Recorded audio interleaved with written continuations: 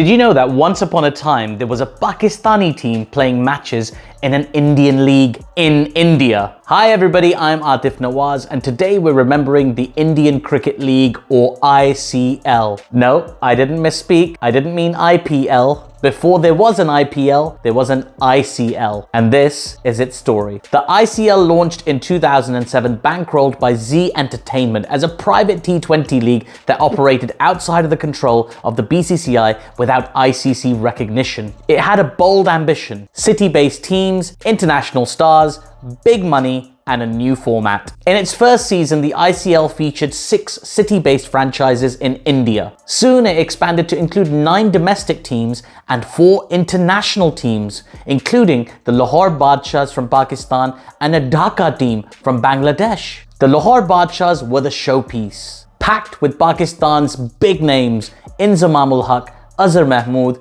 Imran Nazir, Rana Naveed. They struck a chord with fans. They weren't just another team. They represented cross-border flair and defiance. When Imran Nazir smashed 111 not out of 44 balls in a final, it became the stuff of legend. But to really understand why the ICL caught fire, you have to talk about the money. In 2007, most domestic Indian cricketers were earning modest match fees, often less than 10,000 Indian rupees a game. The ICL came in waving checks worth 20 to 40 lakhs of Indian rupees a season for Indian players and up to 1 crore Indian rupees for the stars.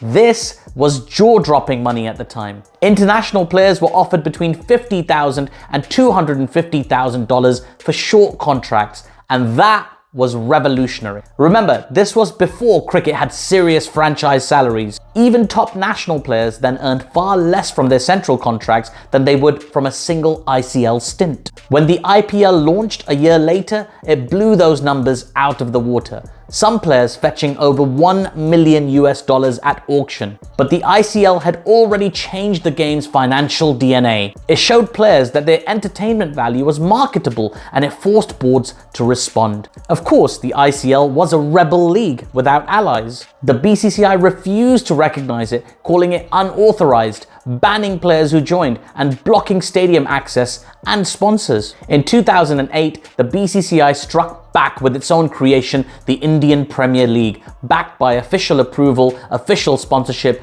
and big star power. The IPL had all the legitimacy the ICL lacked. By 2009, the ICL was faltering. The BCCI offered an amnesty. Any player who quit the league could return to domestic and international cricket after a cooling off period. 79 active players and 11 former ones took the deal. With its stars gone and funds drying up, the ICL quietly faded away. Its 2008 to 2009 season ended with the Lahore Badshahs winning the Indian Championship, but the planned World Series never happened. Still, the ICL left a legacy. It proved that private T20 leagues could thrive, that fans would pay for fast entertainment, and that players deserved a bigger slice of the pie. Some of its alumni, like Abdul Razak, Rana Naveed, and Azhar Mahmood, found their way back into mainstream cricket and later into the IPL and international setups. It also gave us some unforgettable visuals: a Pakistani team celebrating in an Indian league, fireworks, floodlights, rebel, glamour.